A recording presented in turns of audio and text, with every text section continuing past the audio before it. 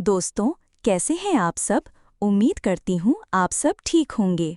चलिए अब बढ़ते हैं आज की धमाकेदार कहानी की तरफ, जहाँ सीरियल सरू में आ चुका है ऐसा ट्विस्ट जिसने हर किसी को हैरान कर दिया है। जी हाँ दोस्तों, कामिनी ने सरोजा को पकड़ ही लिया है। न सिर्फ पकड़ लिया, बल्कि अब वो सरू को भी ढूंढना शुरू कर चुकी है। साफ लग रहा है कि इस बार कामिनी किसी भी कीमत पर सरोजा को छोड़ने वाली नहीं है। लेकिन सवाल ये है कि आखिर ये सब हुआ कैसे? तो हुआ कुछ यूं कि एक फंक्शन के दौरान कामिनी अचानक वहां से निकल गई, क्योंकि उसके गुंडों ने उसे खबर दी थी कि स्केच आर्टिस्ट वहां से भाग गया है। जैसे ही वो उस जगह पर पहुंची, उसने सामने देखा और चौंक गई। वहां कोई और नहीं बल्कि सरोजा थी, जो मंदिर में पूजा कर रही थी।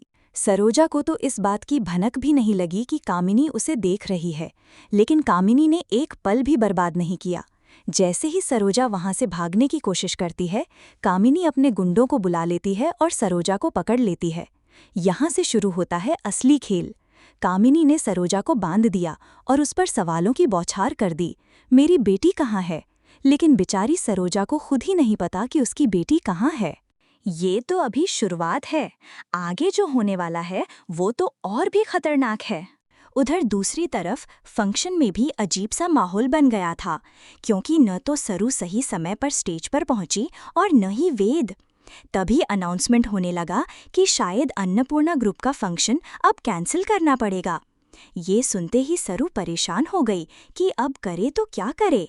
लेकिन किस्मत देखिए, सही समय पर सरू स्टेज पर पहुंच गई और अपनी परफॉर्मेंस से सबको हैरान कर दिया। उसने लगातार 2-3 डांस करके वहां मौजूद हर किसी का दिल जीत लिया।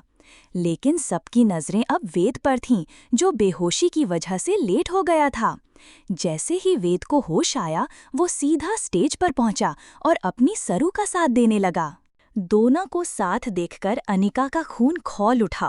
वो अंदर ही अंदर जलने लगी। उधर फुल्ला भी कमाल करती है। वो अनिका को कमरे में बंद करके खुद चुपके से बाहर निकल आई, ताकि सरू और वेद का डांस देख सके। जब अनिका को ये पता चला तो वो गुस्से से तमतमाकर बाहर आ गई और एक नया खतरनाक प्लान बनाने लगी, सरू को हमेशा के लिए खत्म करने का। लेकिन किस्मत के खेल भी अजीब होते हैं। अनिका का बनाया हुआ प्लान उसी पर उल्टा पड़ने वाला था। जिस ब्लास्ट से वो सरू को खत्म करना चाहती थी, उसका शिकार उसके अपने पिता बन जाएंगे। अब देखना ये है कि क्या अनिका इस हादसे का इल्जाम फिर से सरू पर डालेगी? क्या सब लोग सरू को ही जिम्मेदार ठहराएंगे कि सारी अरेंजमेंट उसी ने की थी और ध्यान से क्यों नहीं की? दोस्तों, कहानी अब उस मोड़ पर पहुंच चुकी है जहां सरू और उसकी मां दोनों ही बुरी तरह फंसने वाले हैं। अब आगे क्या होगा, यही सबसे बड़ा सवाल है। फिर मिलेंगे एक नई कहानी के साथ। तब तक के लिए खुश रहिए, सलामत रहिए और देखते रहिए भारत ड्रामा सीरियल।